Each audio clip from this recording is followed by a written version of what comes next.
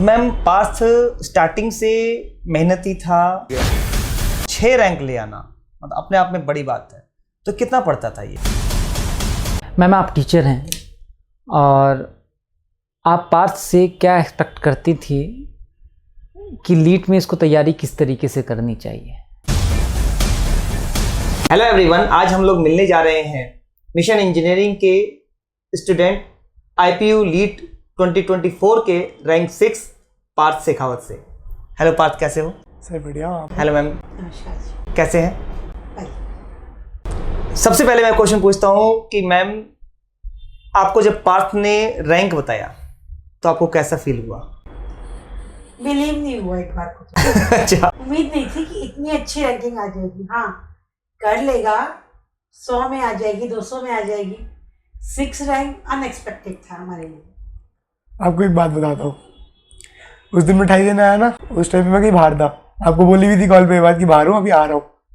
तो आया मैं और उस टाइम पे मेरे माइंड में सिर्फ मेरे को स्टार्टिंग से था कि अगर बहुत अच्छी रैंक आई ना, सबसे बाद में मम्मी को बताऊँगा। आपको मिठाई वगैरह दे के सब कर लिया, पापा को तक कॉल कर लिया। मेरा प्लान था मम्मी को बताने का, क्योंकि मुझे पता था सबसे ज़्यादा खुश मम्मी होगी, क्योंकि पापा उस टाइम पे थे नहीं इधर, पापा असम पोस्टेड है। तो जो रात को बैठ के पढ़ते हुए देखा है, मम्मी कई बार रात को 1-2 बजे उठ जाती है, तो उस टाइम पे बाहर की लाइट जली हुई है, पढ़ रहा है। सुबह स्कूल जाना है मम्मी को तो 6-7 बजे उठ रही है, तब भी देखा पढ़ रहा है। तो उन्होंने मेरे को वो चीज़ मेहनत करते हुए देखा है, तो मेरे को ये था सबसे ज़्यादा खुश मम्मी होगी, सबसे एंड में मम्मी को बताना, और वो चीज़ अलग थी। तो जब मम्मी को बताया तो मम्मी का कैसा एक्सप्रेशन था? खुश थी, और एक्सपेक्टेड तो किसी को भी नहीं था, मेरे को भी नहीं था टू बी ऑनेस्ट। मैं भी जब एग्जाम से पहले घर पे आके बोलता था ना, मैं कई बार ये बोल ही जाता था ऐसे कि USICT तो बिलीव मत करना, थोड़ा उस तक रैंक लाना थोड़ा मुश्किल है, इतना मैंने देखा है। तो मैम पास स्टार्टिंग से मेहनती था या फिर बीटेक के टाइम मेहनत की या डिप्लोमा के टाइम में मेहनत की? इसको ना जो करना होता है ना, उसके लिए जो इसको शुरू से था, हम भी बात को मानते थे। अगर इसने अपने मन में सोच लिया ना कि मुझे करना है, तो इसने करना है, चाहे बाहोक को। और इसको इसके दिमाग में खुद बैठना चाहिए कि मुझे करना है। इस बच्चे की ना एक बहुत अच्छी बात जो पर्टिकुलर मैं फील करता हूँ कि ये बहुत ओपन माइंडेड है। मतलब टेंशन तो किसी बात की नहीं लेता है। अब मैं कहूँगा कि लाइफ में टेंशन कभी लेना भी मत, ठीक है? कि पेरेंट्स हमेशा चाहते हैं कि बहुत बच्चा केयरफुल होकर चले, ठीक है? लेकिन पार्थ उसमें से नहीं है कि एक एक कदम बिल्कुल बहुत ओबीडियंट बच्चे की तरह चलेगा। No, is not like that. वो उस टाइप का बिल्कुल बच्चा नहीं है। लेकिन इस टाइप का ना होना ही एक बहुत अच्छी बात है इसके लिए। क्यों? क्योंकि इसका माइंड ना बहुत अच्छे से ओपन है। जब क्लास में बैठता था तो पूरे तरीके से चीज़ों को समझता था। और मतलब मुझे ऐसा लगता है, मैंने कभी इसके एकेडमिक के बारे में नहीं जानना चाहा और नहीं जाना, लेकिन मुझे ऐसा लगता है कि इसकी परसेंटेज बेसिक ना आती हो, लेकिन इसके कॉन्सेप्ट हमेशा क्लियर रहते होंगे। और कॉन्सेप्ट क्लियर रहना ही इसका लीट का अच्छा रैंक लाने का कारण। परसेंटेज इसकी शुरू से अच्छी रही। बस पढ़ता कम था, पर ये था कि थोड़ी देर में इसको समझ में अच्छा आता था। वीक स्टूडेंट्स में कभी नहीं रहा, क्लास में, स्कूल में सब ने तारीफ की, पर मैंने कभी इसको पढ़ते हुए नहीं देखा कि बेटा तो पढ़ रहा है। पढ़ते हुए मैंने इसको फाइनली एक ही बार देखा। एक चीज़ मेरे को मेरे दोस्तों ने भी बोली, उनकी कुछ उसमें से है जिनकी मेरे से अच्छी परसेंटेज है, बट एट द एंड वो मेरे को ये चीज़ बोलते हैं कि चल तेरे को तो आ जाएगा, तू तो पढ़ने में तेज है। वही चीज मैं बोलना चाह रहा हूँ। हाँ। कि जो तुम्हारे कॉन्सेप्ट्स है ना, वो बहुत अच्छे हैं। तुम चीज़ों को बहुत डेप्थ में समझने की कोशिश करते हो। ये नहीं कि ठीक है मेरे मार्क्स आ जाएंगे तो मेरा काम चल जाएगा। नो, तुम इस तरीके से काम करते हो कि यार ये क्यों नहीं आया, अगर नहीं आया तो फिर उसके अंदर घुसना चालू करते हो, और वो बहुत अच्छी चीज़ है। परसेंटेज क्या है तुम्हारे डिप्लोमा में? अभी तक तो मेरे ख्याल में 7.4 7.5 जो भी बैठ रही है। हाँ, ठीक है, अच्छी है। डिप्लोमा में कंप्यूटर लेने का प्लान किसका था?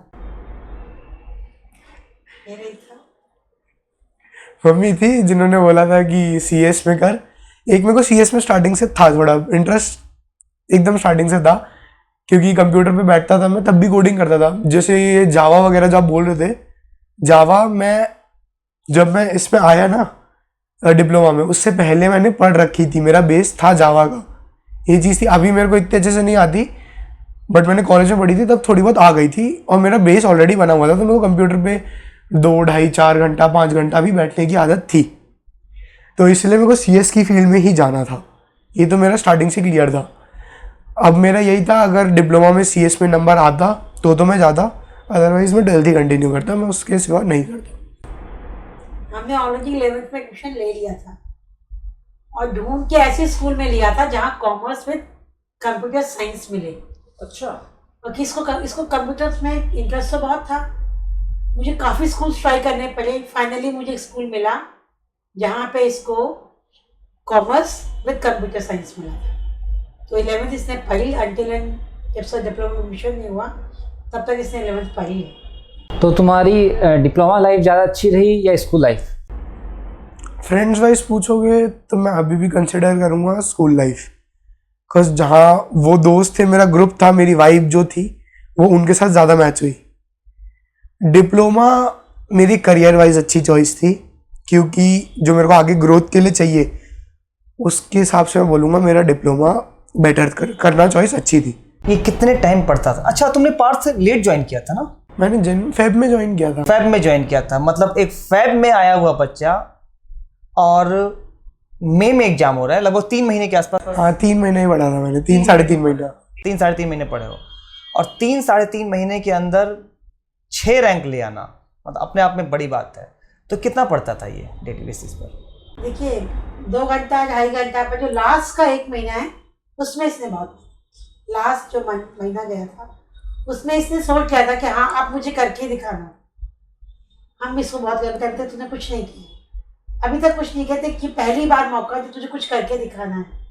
ये बात जब इसके दिमाग में बैठ गई कि हाँ मुझे अब कुछ करके दिखाना है, फिर आप पे कोचिंग में भी इसको एक एम मिला कि मुझे इन बच्चों से अच्छा करना है, मुझे इन बच्चों से अच्छा करना है। जो चीज़ घर में समझ नहीं आती वो आपकी इंस्टीट्यूट में आके इसको समझ में आई। यह हमारा सबसे अच्छा डिसीजन था कि इसको कोचिंग ज्वाइन कराए। अगर कोचिंग ज्वाइन नहीं कराती तो आई डोंट थिंक सो कि 200 के बीच में भी आती। एंड पर्टिकुलरली ऑफलाइन, ऑनलाइन होता क्लास चल रही होती मैं सो रहा होता। ये चीज़ बहुत की है, डिप्लोमा में भी की है, स्कूल में भी की है, तो वही चल रहा होता। बट ये था, और टू बी ऑनेस्ट जब मैंने पढ़ना कब चालू किया, जब वो आपने फुल लेंथ टेस्ट किए थे मैकेनिक्स के 3 टेस्ट हुए थे, पहले में मेरे नंबर बहुत गंदे आए थे। उस दिन मेरे को बहुत बुरा लगा था और मैंने बैठ के बहुत पढ़ा था उस दिन, लेजिट। बस ये था उस दिन से अगले दिन तक पढ़ता ही रहा कि मेरे को अगले पेपर में उससे बेटर करना है जो आया था।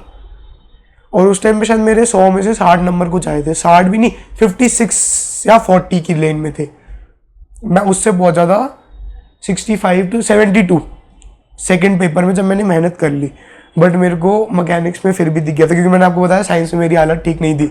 साइंस मेरे से पढ़ लो नहीं हो पाती, तो मेरे को पता था इसको रज के टाइम देना पड़ेगा, ऑप्शन नहीं है। तो बैठ के पढ़ा। उसके बाद भी एंड के पेपर में वही 60-70 तक ही रहा। फिर मैंने और वरुण ने बोला आपको कि नंबर नहीं आ रहे, आपने उस कमरे में बुलाया एक क्लास ख़त्म होने के बाद, और आपने बोला कि किस किस चीज़ पे ध्यान देना। आपने पूरा वो पैटर्न बनाया कि इस पे इतना टाइम देना है। तब मैंने वो चीज़ देखी कि मेरे को मैकेनिक्स को 4 घंटे देने पड़ेंगे अगर मेरे को करनी है, क्योंकि मेरी वो साइंस पार्ट वीक है, मैं नहीं कर सकता। तो मैं इसीलिए उस टाइम पर लगा रहता था कि एक मैकेनिक्स क्लियर कर लूँ, क्योंकि एक चीज़ ये लगी, आपने जो रीजनिंग समझाई ना, रीजनिंग वो बहुत आसानी से हो जाती थी। आप आते थे 1 घंटे में समझाते थे, वो टॉपिक क्लियर होता था। ये चीज़ तो मैंने स्टार्टिंग से देखी, और एक बार क्वेश्चन करने लग गए तो माइंड खुलता रहता था। आप अपने आप नए नए क्वेश्चन बना सकते हो, चाहे टॉपिक चेंज हो, हल्का चीज़ चेंज हो, आपका माइंड खुल जाता है। तो वो चीज़ लगी, आप कोई भी टॉपिक जल्दी समझा देते थे, और वो कवर करना आगे का मेरा ही काम है, वो तो कोई और करवा भी नहीं सकता। तो जैसे मैं बोर होता था ना, मैं रीजनिंग उठा लेता था, और जब पढ़ने का टाइम होता था तो उस टाइम में मैं मैकेनिक्स देखता था। बैठे बैठे नोट्स वोट्स, जो सर के नोट्स थे ना, मैं सोचता था जो आपने मैकेनिक्स के बनवाए थे, 1 बार 2 बार 3 बार पढ़ लिया, तो मैं कहा यार बहुत हो गया, अब और कितने पढ़ोगे। फिर उसके जो DPP थी उसमें जो गलत आंसर्स थे ना, आपने बाद में कहा था टिक या क्रॉस लगाना, वो चीज़ मैं बहुत स्टार्टिंग से कर रहा था कि जो क्वेश्चन नहीं हो रहा ना, मैं उसको उसी के साथ में उसका पूरा सॉल्यूशन लिखता था कि जब आगे करूँ ना तो मेरे को पता रहे कि ये क्वेश्चन गलत किया था, क्योंकि मैं उस टाइम पे वो डीपीपी वापस नहीं खोलूंगा। मैं वो चीज़ अपनी कॉपी उठा के बैठा हूँ, मैं डीपीपी भी खोलूंगा ये वो, तो मैं वो चीज़ को उधर ही राइट डाउन कर लेता था कि मैं अगली बार देखूँ ना क्वेश्चन ये था, गलत मैंने ये किया था, आंसर ये होना चाहिए था, ये चीज़ उधर ही लिख के रखता था कॉपी में। अब मैं वो भी करता था, उसको 2-3 बार देख लिया था, एंड में जब नहीं हो रहा था मगर यार अब तो हो गया, फिर भी पेपर में देखा गंदे नंबर आ रहे यार, हो ही नहीं रहा, अब क्या करूं। फिर बार बार उसे उठाते रहो। फिर मैंने एक दिन उठाया, मैंने कहा अब नहीं हो रही ना, ऑप्शन नहीं है, टाइम कम था उस टाइम पे, मेरे ख्याल में 20-25 दिन ही बचे थे, स्क्रैच से उठाना पड़ेगा, ऑप्शन नहीं है, बेस शायद ढंग से नहीं बना, वापस करना पड़ेगा। कॉलेज भी जाना था उस टाइम पे, प्रैक्टिकल्स हो रहे थे, पेपर्स हो रहे थे, आपको पता है। तो मैं क्या करता था, पेपर के लिए तो नॉर्मली प्रैक्टिकल्स में नॉर्मली पढ़ सा गया, प्रैक्टिकल्स के लिए जब पढ़ा मैंने कॉलेज जाके पढ़ा, और जो मेट्रो का रास्ता था ना उसमें मैं अभिषेक सर की मैकेनिक्स की वीडियोस देखता हूँ। क्या बात है, जबरदस्त। क्लास में सबसे अच्छी बॉन्डिंग किसके साथ थी? वरुण के साथ। आपको पता है, आप मेरे को और उसको अलग बिठाते हो, हम दोनों साथ बैठते थे हर बार। वो बंदा भी ठीक था और बातचीत आराम से वाइब मैच वाला बंदा था, बहुत अच्छा बच्चा। हाँ, तो उसके साथ ही बात होती थी सबसे ज्यादा। और अगर कोई प्रॉब्लम भी नहीं आ रही, हम जैसे पेपर हो रहे होते थे ना, तो हम बोलते थे तेरे मार्क्स कितने हैं, तेरे मार्क्स कितने हैं, कंपटीशन। और वो कि अगर कोई क्वेश्चन सॉल्व नहीं हो रहा, हमने पुराने साल के पेपर उठाए, कुछ क्वेश्चन उससे सॉल्व नहीं हुए, कुछ क्वेश्चन मेरे से सॉल्व नहीं हुए, तो हम एक दूसरे को उसके सोल्यूशन करके भेज रहे ताकि समझ भी जाए सामने वाला।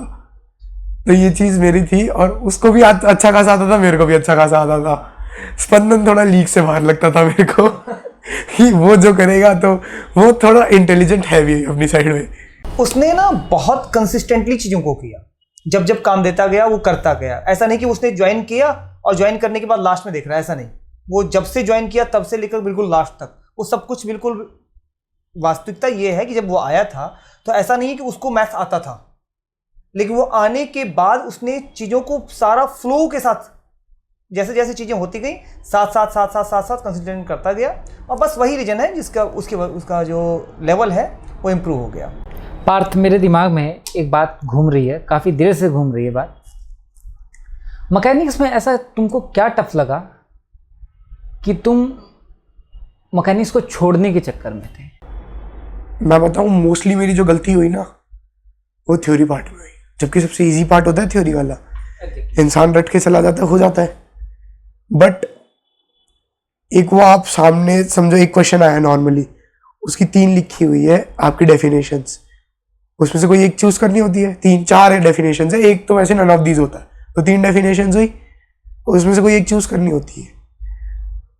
वो आप देखते हो और आपको लगता है ये भी हो सकता है, ये भी हो सकता है, प्रॉपर जो डेप्थ है ना वो क्लियर नहीं है एंड तक।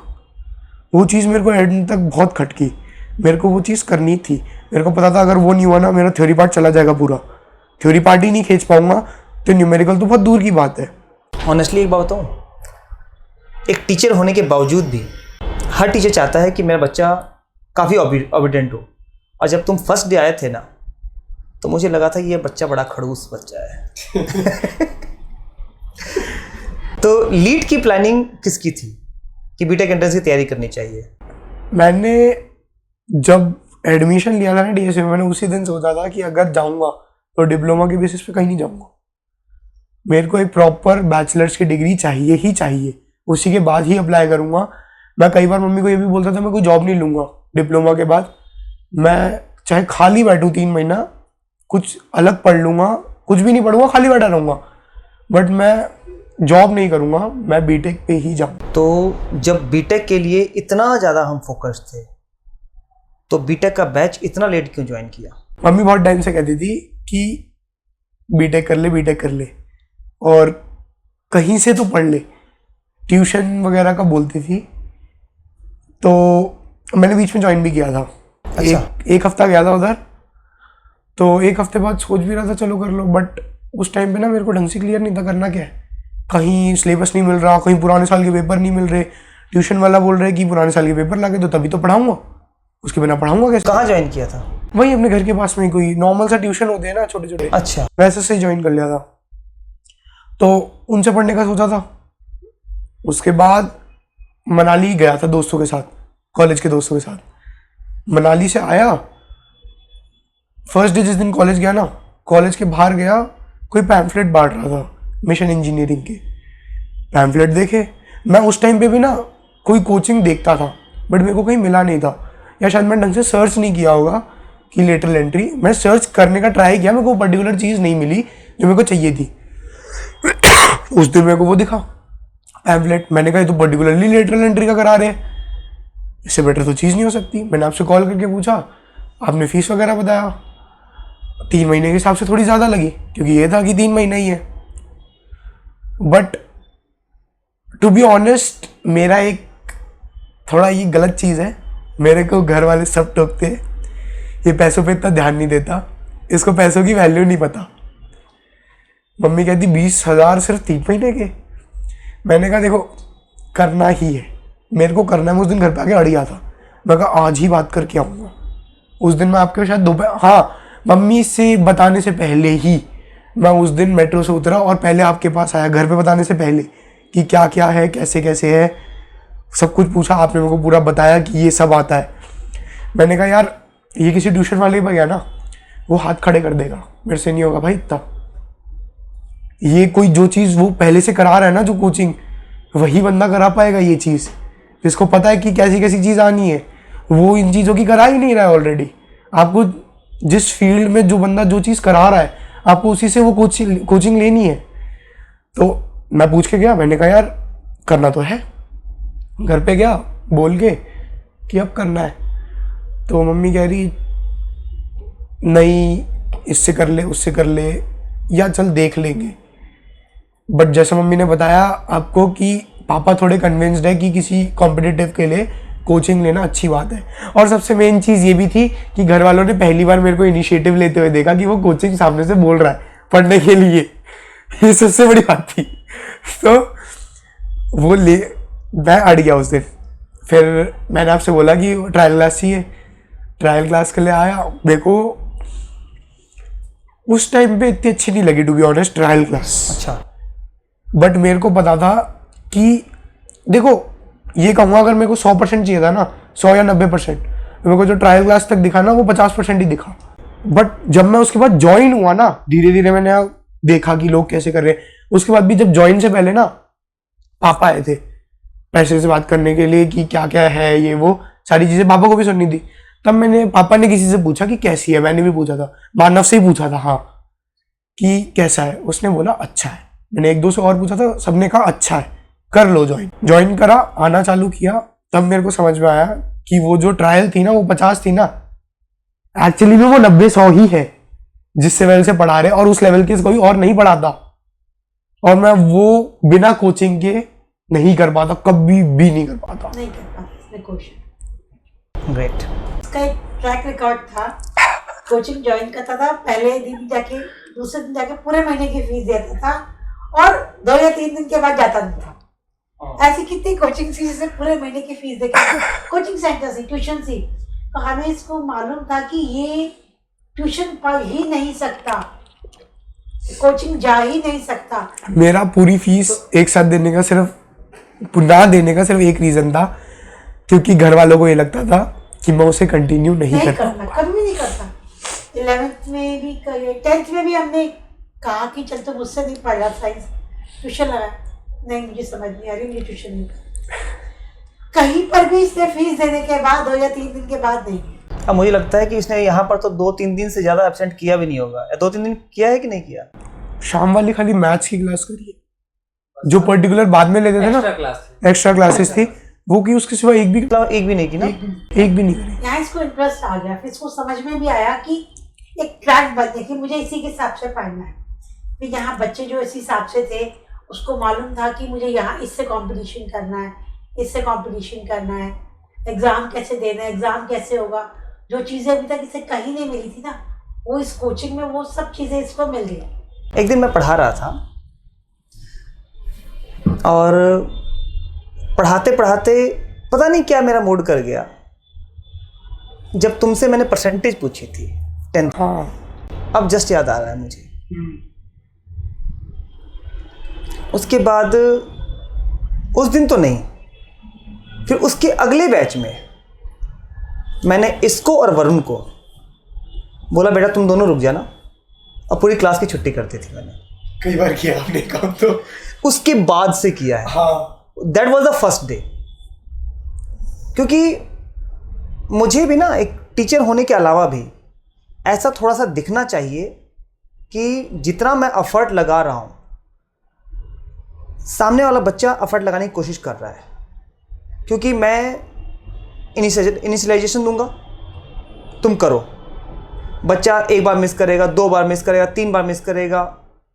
उसके बाद जब बच्चा बार बार 10 बार मिस करता चला जाता है ना, तो फिर लगता है ना कि इसको बार बार बोलने का फ़ायदा नहीं है। लेकिन इसके साथ और वरुण के साथ मैंने ये देखा कि जब क्लास में है तो पूरा अटेंटिव, मतलब ये बच्चे कुछ अच्छा कर सकते हैं। इसलिए मैंने रोका, और मुझे ऐसा लगता है कि वो रोकना डिसीजन बहुत अच्छा था। आपने जो रोका ना, उस टाइम पे मैं 4 घंटा मैक्सिमम 3 से 4 घंटा पढ़ता हूँ। बट जब आपने रोका और उसके बाद वो अलग से जो बैच था 6 बच्चों वाला, उसमें ज्वाइन करवाया, उसका जो होमवर्क आता था भाई साहब देख के हिल जाते थे। वो काम ऐसा था कि आप दिन का अगर 10-12 घंटे नहीं दोगे ना, मतलब ही नहीं बनता। और उस बैच में ज्वाइन होने के बाद भी होमवर्क आ रहा था। मैंने देखा होगा स्पंदन ने तो डेली किया सारा, बाकियों ने भी लगभग मानव ने भी पूरा, मानव और रौनक इन्होंने पूरा किया है, और ये 3 आपने अलग रख भी रखे थे। बाकी मेरा कोई ना कोई एक टॉपिक छूटता था, बट और मोस्टली वो मैथ्स ही होता था। मैथ्स में स्टार्टिंग से सोचता था नहीं करनी, उसके सिवा बाकी सारे टॉपिक में रात तक लगा देता था कि यार करना ही करना है, 2-3 बजे तक। कई बार वो भी छूट जाते थे, ऐसा नहीं है, बट अपना पूरा एफर्ट देता था कि यार वो कंप्लीट करना है। पूरा दिन उसमें लगे रहो। जिस दिन कॉलेज हो जाए उस दिन कॉलेज में बैठ के करो। लैब चल रही है, कबर्ड बने होते, चुपचाप बैठे बैठे, टीचर को नहीं पता लगेगा, काम कर सकते हो। इस बच्चे ने इतना इंटरेस्ट से पढ़ाई की है ना, मतलब दिल खुश हो गया था मेरा देख करके। क्लास के जो आपने 2-3 एग्जाम्स लिए थे ना, उसमें इसको जो स्कोर आया था उससे इसका कॉन्फिडेंस लेवल काफ़ी बढ़ा। इसको लगा कि मम्मी मैं क्लास में जब इसके मेरे से अच्छे से मार्क्स एक ही बच्चे के आए। हाँ, इसने ये चीज़ नोटिस की थी एग्जाम्स में, मेरे से अच्छे मार्क्स एक ही बच्चे के, 2 के मतलब पता था मम्मी। अब मुझे कुछ लग रहा है आपके एग्जाम्स की जो लास्ट के 2 एग्जाम्स से इसका कॉन्फिडेंस बहुत बढ़ा। इसको लगा कि हाँ अगर मैं कोशिश करूँ तो मैं और अच्छा कर सकता हूँ। और मतलब इसकी मोटिवेशन देख करके मुझे लगता था कि हाँ बच्चे को पुश करो ये कर जाएगा, पुश करो कर जाएगा। और रियली वही हुआ, पुश किया और इसने सीधा बाउंड्री पार कर दिया।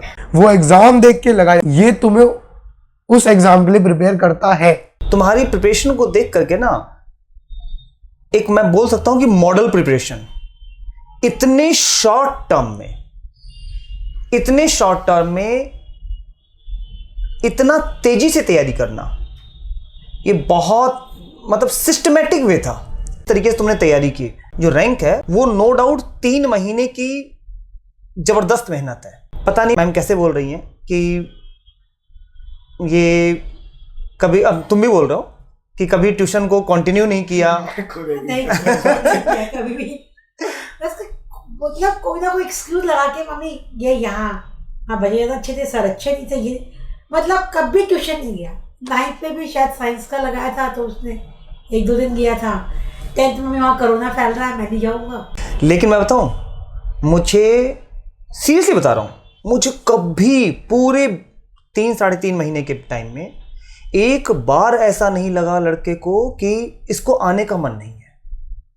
मैं बोलता कि एक्स्ट्रा क्लासेस है इस दिन, सर इस दिन तो नहीं आ सकता, मतलब ये 2 दिन नहीं आ सकता हूँ, बाकी तुम थर्सडे का बताते थे या हाँ 1-2 दिन नहीं आ कि सर वहाँ पर इंपॉर्टेंट क्लासेस हैं कॉलेज के अंदर, वो दिन नहीं आ पाऊंगा, बाकी दिन मैं आ जाऊंगा। और मतलब ऑल टाइम ऐसा लगता था ना कि यार मतलब इस कॉलेज की क्लासेस क्यों है, मुझे आना है। और लास्ट का टाइम था जब 20-25-30 दिन, 1 महीना बचा हुआ होगा, जब मैंने कहा कि बेटा अब करना पड़ेगा, तो कहा ठीक है सर, मैं मैनेज कर लूँगा। तुमने बात बोली थी और मुझे उस टाइम बड़ी खुशी हुई थी।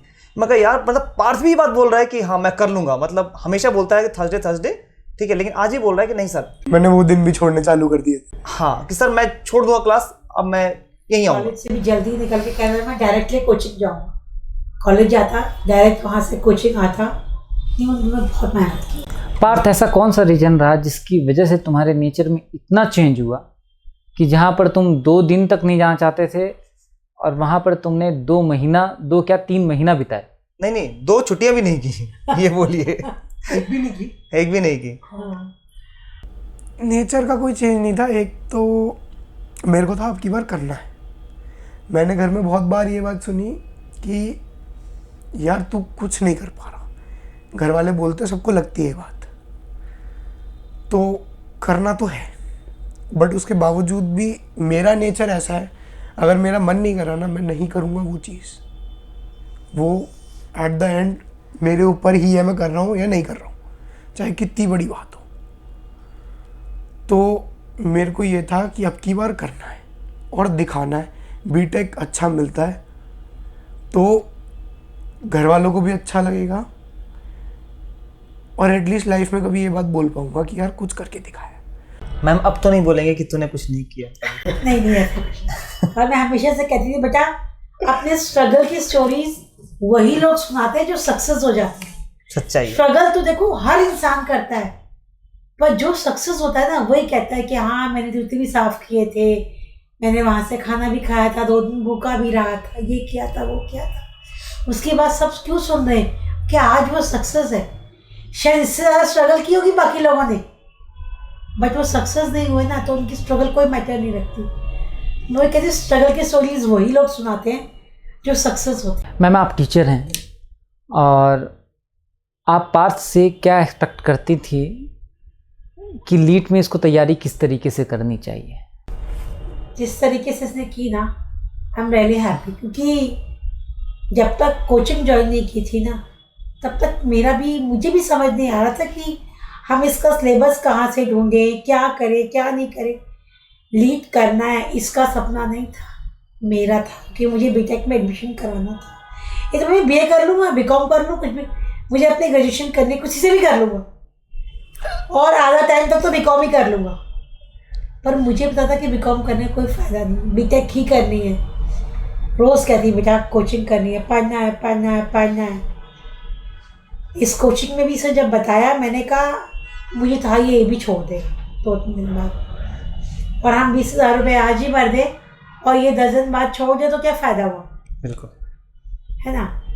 तो पर इसके पापा थोड़ा पर्टिकुलर थे, उन्होंने कहा नहीं हाँ करना है। कोचिंग गया, जब इसने बताया, मम्मी ने बताया सिलेबस ये सब कुछ, तो मुझे यकीन हो गया कि हाँ अब ये सही ट्रैक पर है। अभी तक इसका ट्रैक ही नहीं था, तो आगे जर्नी कैसे करेगा। कोचिंग के बाद मुझे भी यकीन हुआ कि हाँ अब ये ट्रैक सही पर है, अगर अब ये मेहनत करेगा तो कर लेगा। फिर धीरे धीरे धीरे आप लोगों के यहाँ आया, सीखा इसने बहुत कुछ। फिर धीरे धीरे इसने भी अपने मन में बिठा लिया कि हाँ आप मुझे लीड करना है। शायद जब ये कोचिंग में आया तब तक इसको नहीं था कि मुझे हाँ स्कोर करना है, लीड करना है, पर धीरे धीरे इसने भी। पर्टिकुलरली मुझे ऐसा लगता है कि पार्थ के ऊपर जो सबसे बड़ा जो इफ़ेक्ट पड़ा ना, पर्टिकुलर मुझे लगता है, उस टाइम से मैं सोच भी यही रहा था, तुम्हारे ऊपर सबसे ज़्यादा फ़र्क पड़ा क्लास की सोसाइटी का। जो बगल वाला है ना वो ऊपर उठ रहा है, और पार्थ का कहीं ना कहीं मुझे ऐसा लगता है कि कॉम्पिटिटर वाला नेचर है थोड़ा नहीं, बहुत ज़्यादा है, राइट ना। मतलब मैं क्लास के अंदर भी फील करता था कि जब जैसे मैंने कोई क्वेश्चन दिया या फिर मैंने न्यूमेरिकल दिया, तो टारगेट रहता था कि मैं इसको करके दिखाऊं। कई बार जल्दी में आंसर भी इसने गलती है, बहुत बार मार खाई है। अक्सर लोगों के लिए कॉम्पिटिटिव नेचर बेकार होता है, लेकिन इन दिस केस ये वाला नेचर अच्छा नेचर। मेरे को हमेशा से कॉम्पिटिटिव नेचर अच्छा लगता है, क्योंकि मुझे पता है इंसान पुश ही अपने आप को तब करता है जब वो देखता है कि उसके सामने वाला उससे ज़्यादा आगे निकल रहा है। मैम, पूरे प्रिपरेशन जर्नी के अंदर पार्थ की सबसे अच्छी बात आपको क्या लगी? कि हमें उसे कहना नहीं पड़ा बेटा तू पढ़ ले, ये शुरू से बेटा पढ़ ले पढ़ ले पढ़ ले। कोचिंग ज्वाइन करने के बाद मुझे इसे ये नहीं कहना पड़ा बेटा तू पढ़ ले। इसे खुद पता था कि मुझे कब और कितना पढ़ना है। मुझे नहीं कहना पड़ता था बेटा पढ़ने बैठ जा, देख कभी तक पढ़ाई नहीं की, जो मैं इतने टाइम से कहती आ रही थी इसे। वो कहने की जरूरत नहीं, इसको खुद मालूम चल गया था कि मुझे अब पढ़ना है। पार्थ, मुझे ऐसा लगता है कि तुम सोशल मीडिया को ज़्यादा यूज कर, बहुत ज़्यादा यूज़ करता। आपने कभी समझाया नहीं कि इतना ज़्यादा यूज नहीं करना है इस टाइम में? बहुत समझाया बेटा, तो सारा टाइम इसको गेम खेलने का बहुत शौक था, जबकि मेरे बड़े बच्चे ने कभी गेम नहीं खेले। इसको तो वो जितने भी जो भी आए थे, फ्री फायर, उससे पहले जो एक गेम चला था पबजी, सारे गेम खेले। कितना मना किया हमने, कितना मना किया, पर नहीं, सारे गेम। हमने तो वाईफाई भी नहीं लगवाया था इस चक्कर में, सारे गेम खेले, सब कुछ।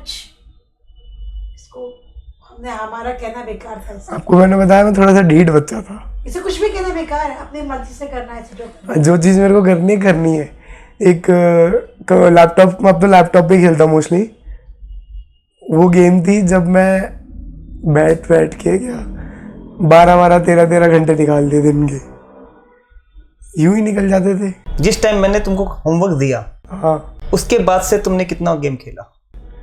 उस टाइम तक मैंने गेम खेलना थोड़ा कम कर दिया था, क्योंकि उस टाइम पे पढ़ना भी था और गेम, टू बी ऑनेस्ट उस टाइम पे ना थोड़ा जेई वाला टाइम भी था। तो मेरे जो मोस्टली जो गेम वाले पर्टिकुलरली दोस्त है, मैं लैपटॉप की गेम ही खेलता था, तो मोस्टली मेरा वो स्कूल वाला क्राउड था, क्योंकि प्राइवेट स्कूल भी था, तो मोस्टली सब पे लैपटॉप होते, तो पूरा वही था। अब वो लोग थोड़ा जेई साइड थे, तो उनका जेई चलता था, तो उस टाइम पे उनके कारण मेरा भी छूट गया था। उस टाइम पे मैंने नहीं किया गेमिंग इतना, बट उस टाइम पे सोशल मीडिया 5-5, 6-6 घंटे इंस्टाग्राम खाता था मेरा। और यूट्यूब पे वीडियो बनाने का भी शौक चढ़ा था। वो तो खैर बहुत पुरानी बात है, मुझे चढ़ा था। बट वो तो लॉकडाउन के टाइम की बात है। बट मेन जो था मेरा इंस्टाग्राम खाता था, जो कि मैंने एंड के टाइम पे, एंड तक भी मैं उसे पर्टिकुलरली बंद नहीं कर पाया था। मैं जो आपको बोल रहा हूँ ना, रात को बैठ के 12 बजे बैठा पढ़ने और सुबह 6-7 बजे तक पढ़ रहा हूँ, उसमें खाली 4 घंटे की पढ़ाई हुई है। क्यों हुई है? क्योंकि उसमें से 2 घंटा मेरा इंस्टाग्राम खा गया। रात को वो 2 घंटा खा गया, बट जब उसके बाद मैं सुबह उठ के सोने चले जाता था, 6-7 बजे सोने चला गया, 12-1 बजे उठ गया।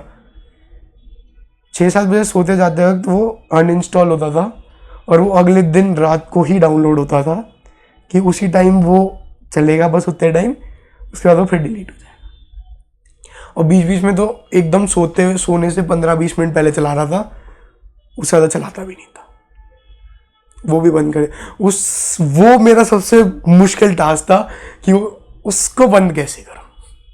बाकी सब हो रहा था, क्योंकि उससे पढ़ाई में टाइम बहुत कटता था। टाइम तो उतना ही है सब पे, वो टाइम बहुत ज़्यादा ले रहा है। जब मैं 3-4 घंटा पढ़ रहा हूँ ना, तो ये मान लो 4 घंटे में और 5 घंटा मैं इंस्टाग्राम को दे रहा हूँ, पढ़ाई से ज़्यादा।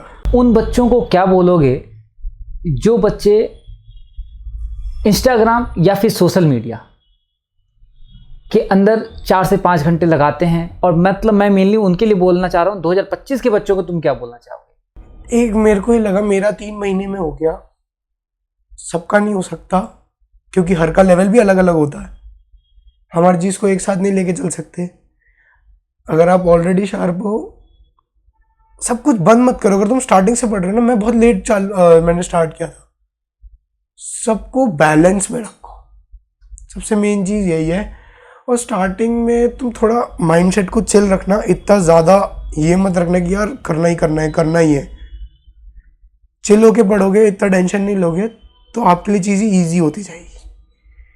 बट अगर आप उस चीज़ पे बहुत ज़्यादा सोचते रहोगे ना, तो तुम्हारा टाइम उस चीज़ को सोचने में इतना वेस्ट होता है कि तुम आगे नहीं, और सोचते वक्त तुम ब्लैंक हो जाते हो कि तुम्हें करना क्या है, तुम एक ब्लैंक पॉइंट पे खड़े हो। बट उस चीज़ को स्टार्टिंग से आराम से सोच के चलोगे, यार हो जाएगा। मेरे केस में ये वर्क कर गया। जिसको लगता है जिसके केस में कर जाएगा वो ले, अदरवाइज मत करे। लीड कोचिंग ज्वाइन करने का बेस्ट टाइम क्या है? अगर आपको मैथ्स पे ध्यान देना है, आपको लगता है मैथ्स लेके चलनी है,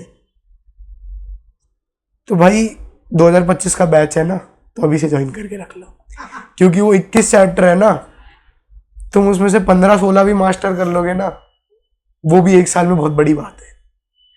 मुश्किल होते हैं मैथ्स, मुश्किल लेवल की आती है, इतनी आसान नहीं है जितना तुम सोचते हो।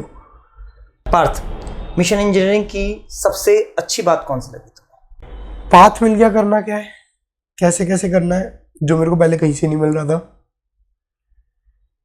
कंपटीशन देख लिया कि किस लेवल के बच्चे हैं, किन से compete करना है। Ma'am, as a teacher in the last, as a teacher आप 2025 के बच्चों को क्या गाइड करना चाहेंगे कि उन्हें किस तरह से मेहनत करना चाहिए? तो अपने लिए एक तो सबसे पहले टारगेट सेट करो कि तुम्हें करना क्या है। अगर बच्चे को यही ना डिसाइड कर पाए करना क्या है ना, दिशा नहीं मिलती तो वो कुछ नहीं कर सकता। पहले अपना टारगेट सेट करो और उसके लिए तुम परस्यू करोगे, मेहनत करोगे, डायरेक्शन देखो और जहाँ तुम्हें पहुँचना है उसको वहाँ पहुँचने के लिए सबसे राइट पाथ कौन सा। जैसे इसने कोचिंग ज्वाइन की, मैं खुद मानती हूँ अगर कोचिंग ज्वाइन नहीं करता तो ये नहीं पहुँच पाता वहाँ तक। तो जो आपका एम है वहाँ तक कैसे जाना है वो तुम रास्ता डिसाइड करो और उस पर चलने के लिए पूरा डेडिकेशन से चलोगे, तभी तुम अपने उस पर पहुँच सकते हो गोल पे, अदरवाइज नहीं।